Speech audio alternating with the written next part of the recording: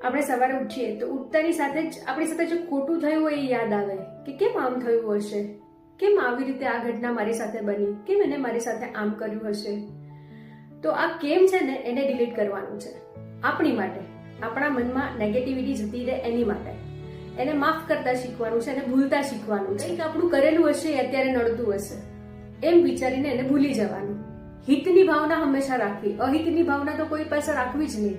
કોઈના પ્રત્યે પણ અહિતની ભાવના ન રાખવી, કારણ કે પૃથ્વી ગોળ છે. જેવા વિચારો કરશું એવા જ આપણને સામે પાછા આવશે. કોઈનું અહિત વિચારશું તો શરૂઆત આપણાથી થશે.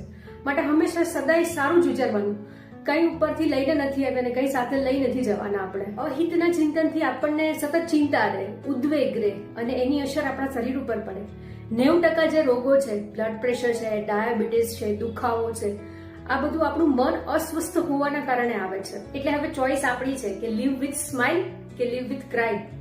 સદાય આનંદમાં રહેવું, સદાય હસતા રહેવું. તારું કર્યું તને મુબારક, આવી ભાવના રાખવી અને સદાય હેપી રહેવું.